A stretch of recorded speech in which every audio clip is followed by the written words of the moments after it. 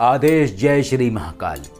कई बार बहुत सारे लोग ऐसे होते हैं जो अपने नए तरीके निकालते हैं और जितना बताओ उन्हें उससे कहीं ज़्यादा उन चीज़ों का अलग तरीके से प्रयोग करने की कोशिश करते हैं।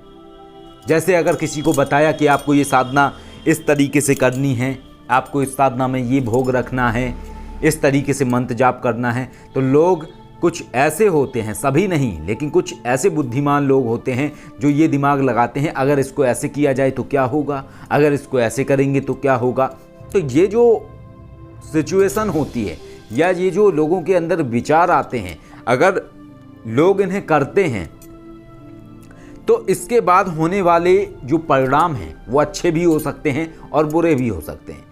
उदाहरण के तौर पे हम आपको बता रहे हैं, जैसे कई बार हमारे पास लोगों के मैसेज आते हैं कि अगर हम आसुरी लक्ष्मी कवच को गंगा जी में डुबकी दिला देंगे तो क्या होगा, अगर हम आसुरी लक्ष्मी कवच पर शराब चढ़ाएंगे तो क्या होगा, अगर हम आसुरी लक्ष्मी कवच के लिए अलग तरीके से आहुति करेंगे तो क्या होगा। ऐसे ही अन्य साधनाओं में अगर हमने बताया कि किसी मंत्र का जाप आपको करना है, 11 दिन में करना है और इस तरीके से करना है, तो लोग उसमें छेड़छाड़ करेंगे। अगर कोई मंत्र हमने बताया कि इस मंत्र में आगे ओम लगा है तो कुछ लोग एक्सपेरिमेंट करते हैं, मंत्र का ओम हटा देंगे, मंत्र के पीछे का अक्षर हटा देंगे, या अगर कोई आसुरी पद्धति का मंत्र है तो उसकी पद्धति को सौम्य कर देंगे। अपने आप से ये छेड़छाड़ नहीं करी जाती हैं, इसलिए नहीं करी जाती हैं क्योंकि इनके कई बार परिणाम बहुत भयंकर होते हैं। ऐसे ही कुछ और लोग होते हैं जो अपने आप से मंत्र बना देते हैं, मंत्रों के निर्माण कर देते हैं, मंत्र रचेता बन जाते हैं। वो खुद से ही बैठ के गुणा भाग करते हैं। यहाँ पे हिरीम लगा होता है, ज़्यादातर मंत्रों को स्टडी करेंगे, इसमें हिरीम है, इसमें फट है, इसमें स्वाहा है, तो वो कैलकुलेशन करके कुछ बीज अक्षर इधर से कुछ बीज अक्षर उधर से उठा के नए मंत्र बना देते हैं। ऐसे जो मंत्र होते हैं उनके जो परिणाम हैं बहुत भारी आते हैं कई बार व्यक्ति के जीवन में। ऐसे ही कई और मंत्र होते हैं, उनका भी लोग अलग तरीके से प्रयोग करते हैं। हद तो ये हो गई है कि कई लोग ऐसे होते हैं जो महामृत्युंजय मंत्र से मारण करने लगते हैं लोगों का। ठीक है, वो महामृत्युंजय मंत्र से मारण प्रयोग करने की कोशिश करते हैं और इसका नतीजा ये निकलता है कि मारण तो नहीं होता है, बल्कि जिसके लिए वो प्रयोग करते हैं उसको दीर्घायु की स्थिति प्राप्त हो जाती है, यानी उस व्यक्ति की जो समस्याएं हैं वो नष्ट होने लगती हैं। तो ऐसे जो कैलकुलेशन लोग अपने आप से करते हैं, ऐसे नहीं करना चाहिए। तो आज का ये वीडियो है, तो इसमें हम एक सत्य घटना बताने वाले हैं और ये घटना किन्हीं साधक के साथ हुई थी जो कि जिज्ञासु साधक थे। और हमारा इस घटना को बताने का उद्देश्य ये नहीं है कि हम किसी का उपहास उड़ा रहे हैं, हमारा उद्देश्य केवल इतना है कि ये बात आप लोग समझें, जो इन साधक के साथ हुआ वो आपके साथ ना हो। इस तरीके के आप कोई एक्सपेरिमेंट ना करें। अगर आप ऐसे एक्सपेरिमेंट करते हैं तो हो सकता है इसका परिणाम आपके लिए बहुत ज़्यादा नुकसानदेह हो। और ये जो सब्जेक्ट जो आज हम घटना आपको बताने वाले हैं, इससे बहुत सारे लोग परेशान रहते हैं। तो ये कहानी एक साधक की है और हम यहाँ पे ना ही उनका नाम बताने वाले हैं, कौन है कुछ भी नहीं बताने वाले हैं। क्यों? इसलिए क्योंकि हम सिर्फ आप लोगों को बताना चाहते हैं कि ऐसा हो सकता है। तो एक साधक थे, तो वो साधक बहुत परेशान रहते थे काम वासना से, साधनाएं करते थे और काम वासना से बहुत परेशान होते थे। वो सोचते थे कि जब भी साधना करने को होते हैं तो ये काम वासना हर बार पकड़ लेती है, हर बार उनके ब्रह्मचर्य को तोड़ने की कोशिश करती है। कई बार स्वप्न दोष हो जाता, कई बार कुछ। तो क्या होता है कि जब अच्छे साधक होते हैं तो इस समस्या से परेशान हो जाते हैं, खिन्न हो जाते हैं, चिड़चिड़े हो जाते हैं कि जब हम ब्रह्मचर्य पूरा रख रहे हैं फिर भी स्वप्न दोष हो रहा है, हम कुछ अश्लील विचार नहीं लाना चाह रहे हैं फिर भी आ रहे हैं। तो ऐसे ही वो साधक थे, तो ऐसी समस्या से परेशान थे वो और बुद्धिमान भी थे। तो उन्होंने अपना दिमाग लगाया और आइडिया लगाया।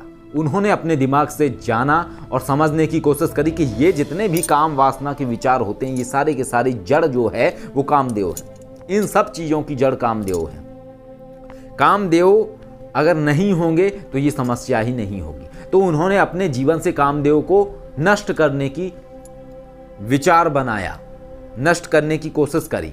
उन्होंने सोचा कि अगर हम कामदेव का मारण कर देते हैं तो ये काम वासना आएगी ही नहीं, काम वासना खत्म हो जाएगी। उन्होंने कैलकुलेशन लगाया, उन्होंने अपना गुणा भाग किया और इसके बाद गुणा भाग करने के बाद उन्होंने एक मंत्र लिया और वो मंत्र था सिद्धकुंज का मंत्र। अब उन्होंने संकल्प उठा लिया सिद्धकुंज का मंत्र का कि हम कामदेव का मारण कर रहे हैं और ये अनुष्ठान कामदेव के मारण के लिए हो रहा है और कामदेव को हमेशा के लिए नष्ट करो। तो इस तरीके का संकल्प लेकर उन्होंने जाप करना शुरू कर दिया। अब जैसे ही जाप शुरू हुआ तो कुछ दिन हुए, 1-2 दिन हुए। अब होने के बाद क्या है कि अब काम वासना खत्म तो ना हुई, एक ऐसी भयंकर स्थिति बन गई उनके साथ, जो स्थिति एक बड़ी विकट समस्या है और एक ऐसी है कि बताने में भी एक संकोच वाली सिचुएशन है इस अवस्था को कि उनकी क्या अवस्था बनी थी। उनकी ये अवस्था बनी थी कि उनका जो प्राइवेट पार्ट है वो उत्तेजित रहता था और ये सिचुएशन हो गई थी उनकी कि वो अपने कक्ष में साधना कर रहे थे, वो अपने कक्ष से ही बाहर नहीं निकलते थे। 24 घंटे के लिए उनकी ये स्थिति बन गई। अब ना वो किसी को बता सकें कि उनके साथ हो क्या रहा है और ना वो किसी को बता सकते थे। वो इन सब चीज़ों की वजह से अपने आप को उन्होंने एक कमरे में बंद कर लिया था और वो निकलते भी नहीं थे।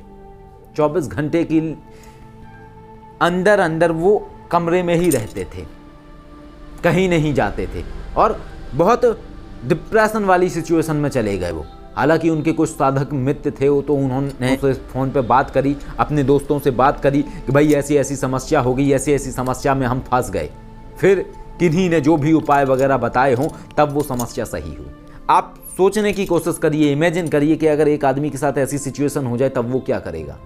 कंटिन्यू अगर काम उत्तेजना जैसी सिचुएशन हो जाए इंसान के साथ कि वो लगातार उत्तेजित अवस्था में ही रहे, वो नॉर्मल हो ही ना, तो सोचिए कैसी सिचुएशन होगी।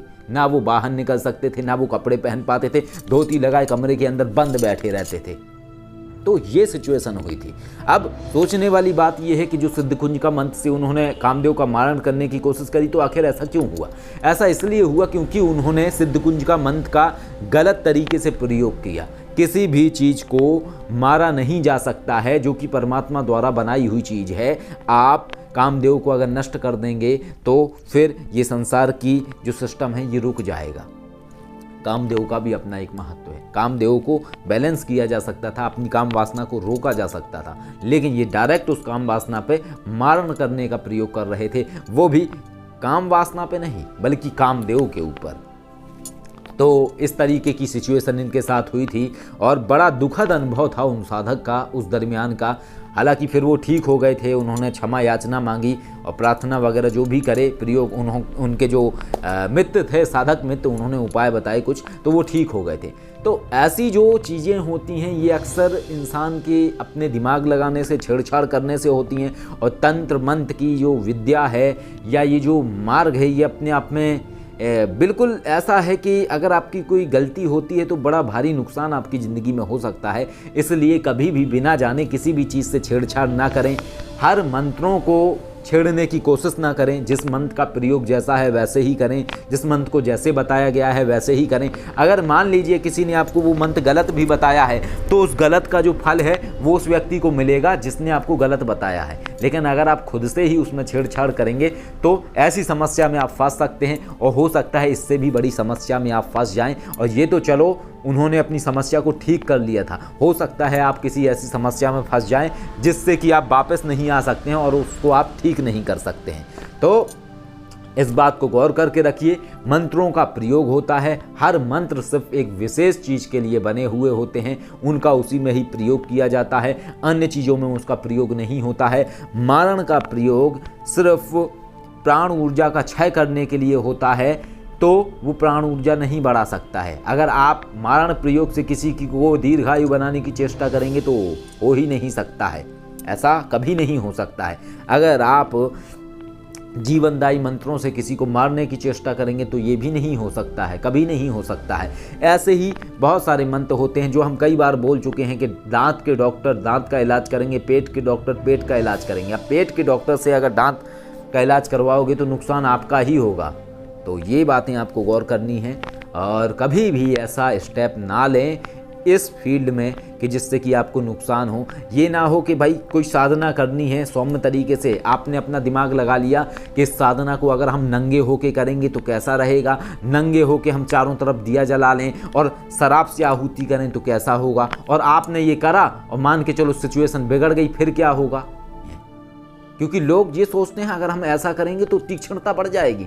तीक्ष्णता नहीं बढ़ती है, बल्कि बहुत सारी ऐसी स्थितियां बन जाती हैं जो विचलित करने वाली होती हैं। और कई बार तो लोगों के साथ ऐसी स्थिति बन जाती है कि वो साधना के लिए बैठेंगे और बैठते ही उत्तेजित अवस्था में चले जाएंगे, वो जाप कर ही नहीं पाएंगे या फिर दूसरी सिचुएशन में फंस जाएंगे। तो इसलिए किसी भी मंत्र से छेड़छाड़ ना करें, जो जैसा है उसको वैसे ही प्रयोग करें। अगर किसी साधना में नग्न होकर जाप करना है तो नग्न होकर ही करना है उसमें। अगर किसी साधना में श्वेत वस्त्र धारण करके जाप करना है तो श्वेत ही धारण करके करना है। अगर किसी में कोई नियम है तो वही नियम रहेगा, उसको आप तोड़ मरोड़ नहीं सकते हैं। अब फिर भी मान लीजिए अगर आपको तोड़ना मरोड़ना भी है तो आपको अपना कैलकुलेशन नहीं लगाना है। आपको मन हो रहा है कि इस साधना को हम नग्न होके करें तो शायद ज़्यादा तीक्ष्णता हो सकती, प्रत्यक्ष आ जाए, ठीक है, उग्रता आ जाए। तो आपको मानस शक्ति अगर आपके पास है जो आपको ये बता सकती है तो उनसे एक बार सलाह जरूर लें। उन्हें बोलें क्या हम इस चीज़ को ऐसा कर सकते हैं। अगर उन्होंने मना कर दिया नहीं बिल्कुल नहीं करना है, जैसे है वैसे ही करो, तो फिर उसमें छेड़छाड़ मत करो। अगर उन्होंने कहा हाँ कर सकते हैं तो पूछो भाई कोई समस्या तो नहीं है। अगर उन्होंने कहा नहीं है समस्या तो कर सकते हैं। तो ये चीज़ें आपको गौर करनी है, इसलिए क्योंकि अक्सर लोग ऐसी गलतियाँ करते हैं और नुकसान भी उठा जाते हैं। तो ये आपको गौर करके रखना है और कोई भी ऐसा प्रयोग नहीं करना है मंत्रों के साथ जो कि आपके जीवन में उथल पुथल की स्थिति बना दे या आपके जीवन में समस्याएं प्रकट कर दे। आदेश। जय श्री महाकाल।